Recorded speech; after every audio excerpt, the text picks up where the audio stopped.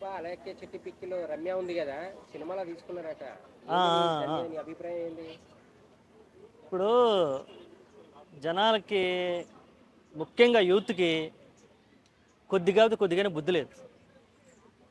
ఒకప్పుడు పల్లీలు అమ్ముకునే కచ్చా బాదం తెలుసా? ఆడు పల్లీలు అమ్ముకుంటే వాడిని ఫేమస్ చేశారు. తర్వాత మోనాలిసా పూసలు అమ్ముకుంటే ఫేమస్ చేశారు. తర్వాత ఆడవాళ్ళు పచ్చళ్ళు అమ్ముకుంటే ఫేమస్ చేశారు. అంటే ఏదో ఒకటి అమ్ముకుంటే కానీ ఫేమస్ అవుతారనమాట. ఓకేనా? ఇలా రకరకాలుగా సోషల్ మీడియాలో ఏదో ఒకటి అమ్ముకుంటూ ఉండాలి. ఆ? అయితే సినిమా ఇండస్ట్రీ గురించి ఒకసారి మాట్లాడుకోవాలి.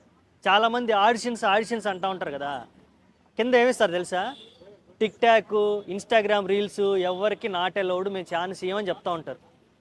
మరి ఈ రమ్య అనే అమ్మాయి ఏం యాక్టింగ్లు చేసి ఏమి పర్ఫార్మెన్స్లు ఇచ్చి ఏం చేసిందని సినిమాల్లో తీసుకున్నారు?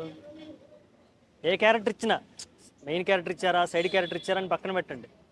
అసలు ప్రొఫెషనల్గా సినిమాల్లోకి వద్దాము అని కష్టపడే యూత్ ఎంతమంది ఉన్నారు? అలాంటి వాళ్ళు చాలామంది ఉన్నారు. కృష్ణానగర్లోను, ఓవరాల్గా హైదరాబాద్లో, మిగిలిన చూసుకుంటే చాలా చోట్ల ఉన్నారు. మరి ఏదో ఇన్స్టాగ్రామ్లో ఫేమస్ అయిందని చెప్పి ఆ అమ్మాయిని కొంచెం ఎర్రగా బుర్రగా అందంగా ఉందని చెప్పి ఇట్లాగా ఇట్లాగా హా, హా, హా, హా, ఇట్లాగా నడుము చూపించుకుంటా, అవి చూపించుకుంటా, అవి తప్పితే ఏం చేసింది ఆ అమ్మాయి? యాక్టింగ్ స్కిల్ ఏం చూపించింది? మీరు ఒకసారి గమనించండి. నేను చెప్పానని కాదు, నేను ఏదో ట్రోల్ చేస్తున్నాను కానీ ఎక్కిరిస్తున్నానని కాదు. ఒకసారి ఆ అమ్మాయి ఇన్స్టాగ్రామ్కి వెళ్ళి ఇది తప్పితే ఆ అమ్మాయి ఏం చేసింది?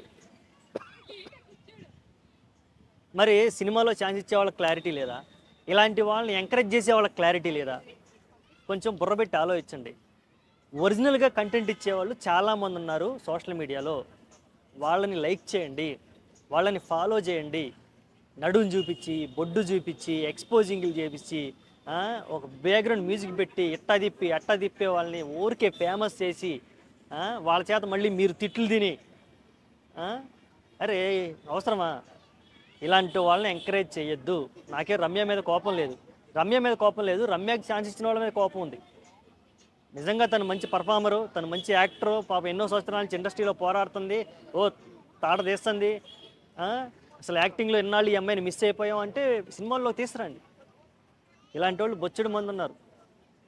కాబట్టి నేను చెప్పేది ఏంటంటే ఫస్ట్ యువతకు చెప్తున్నా, ఎవరైతే యువత ఉన్నారో ఇలాంటి సోషల్ మీడియా హ్యాండిల్స్ని ఫాలో అయ్యే యువత, మీకు బుద్ధి లేదురా, మీకు సిగ్గు లేదు.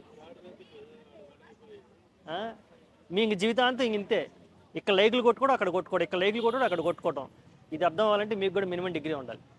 అంటే ఇప్పుడు ఇండస్ట్రీలో బూతులు తిడుతూ సోషల్ మీడియాలో ఉంటే ఇంకా సినిమాలో ఛాయిస్ వస్తుందా? ఇప్పుడు అదే కదా ఇప్పుడు నా ఉద్దేశం. అంటే ఏదో ఒక రకంగా ఫేమస్ అయితే చాలు, వాళ్ళని తీసుకొచ్చి ఒక మంచి ప్లాట్ఫామ్ మీద పెట్టి దాన్ని మార్కెటింగ్ చేసుకోవాలి ఇమ్మీడియట్గా. ఇటువంటి మనస్తత్వాన్ని, ఇటువంటి ఎంటర్టైన్మెంట్ని నేనైతే తీవ్రంగా ఖండిస్తున్నాను. నాకైతే ఈ విషయం నచ్చలేదు. ఎంతోమంది కష్టపడేవాళ్ళు చాలామంది ఉన్నారు, జెన్యున్గా కష్టపడేవాళ్ళు. అందుకని ఈ విషయంలో నా అభిప్రాయం, ఈ విషయాన్ని తీవ్రంగా ఖండిస్తున్నాను.